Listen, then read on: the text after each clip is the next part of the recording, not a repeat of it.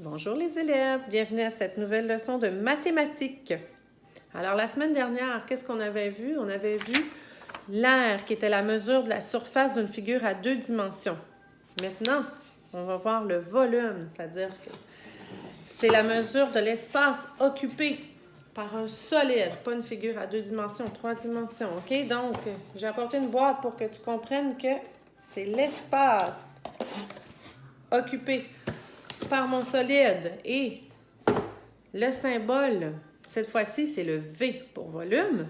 Et pour mesurer le volume d'un solide, tu dois compter le nombre de cubes unités qui forment ce solide. OK? Donc, un petit cube unité. Si tu regardes ton exemple, ici, tu as un beau prisme.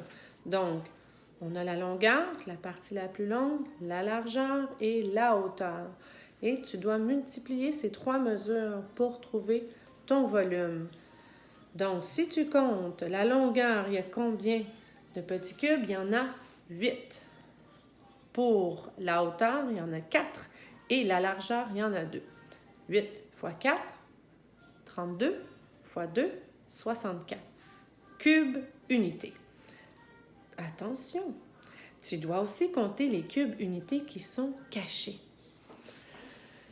Parce que, bien sûr, si on dessine, par exemple, je t'ai fait un cube ici, on voit qu'il y en a 1, 2, 3, 4, mais il y en a derrière aussi.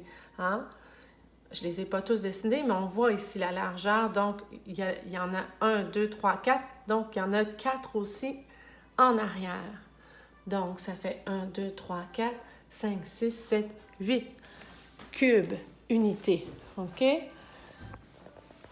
Il est aussi important de jumeler 2 parties d'un solide pour créer un cube unité. Hein, on avait vu les demi-triangles, 2 demi-triangles qui fait un carré. Ici, c'est la même chose. Donc, si tu as un demi comme ça, un demi-cube plus un demi-cube, ben, ça va faire un cube unité. Si tu regardes ton exemple en bas, tu as 1, 2, 3, 4, 5, 6, 7, 8, 9 et tu as une rangée en arrière. Donc, 9 plus 9, 18, plus un demi qui fait 19 cubes unités.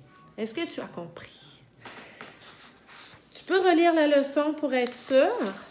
Et si tu penses avoir bien compris, je t'invite à aller à la page 74. On va regarder ça ensemble. Le premier solide, OK? Si tu regardes la longueur, la partie la plus longue, c'est 1, 2, 3. La hauteur, il y en a 2. La largeur, il y en a 2 aussi. Donc, 3 fois 2, 6 fois 2, 12. OK? Donc, 3 pour la longueur, 2 pour la hauteur, 2 pour la largeur, pour un total de 12 pour le volume. Tu fais A, B, C. Au numéro 2, tu dois calculer le volume de chaque solide. Attention, parce que parfois, il y a des rangées en arrière, comme en B. Hein? Tu peux faire, on voit 1, 2, 3, 4, 5, 6, 7, 8, 9, 10, 11, 12.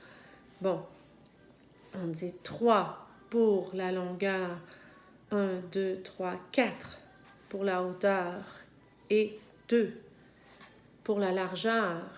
Donc, ça fait 3 fois 4, 12 fois 2, 24. Mais là, on a 2 demi qui fait un total de 25 cubes unités. OK? C, D, ça va. E, F, il y a une rangée en arrière aussi, il ne faut pas l'oublier. Page 75. Durant les Olympiades, 2 piscines sont utilisées pour les compétitions de water polo. Tu dois calculer le nombre de cubes unités dans chaque piscine. OK? Donc, c'est assez simple. Tu me dis combien pour la piscine 1 et ensuite pour la piscine 2. Et ensuite, il te demande la différence entre le volume de la piscine 1 et la piscine 2. Souviens-toi, qu'est-ce que c'est la différence? Ben, c'est le résultat d'une soustraction. Ah! Relève le défi. Et j'aimerais ça que tu fasses ce que je sais, ce que je cherche, ce que je fais dans l'ordre. Durant une épreuve, les athlètes doivent se tenir en équilibre sur une structure comme celle qui est illustrée ci-contre. Tu la vois, la structure ici? Je ne vais pas tout te montrer mes réponses. Ici. Alors, l'organisateur doit construire une structure pour chaque athlète. Il y a 8 athlètes, OK? Puis, chaque athlète a cette structure-là. Combien de cubes unités l'organisateur utilisera-t-il en tout? Donc, si chaque athlète utilise une structure comme celle-là, la réponse se situe autour de 50. C'est tout pour aujourd'hui. Donc, comme c'est pas très long, tu peux aussi faire ton agendas de la page 154 à 156.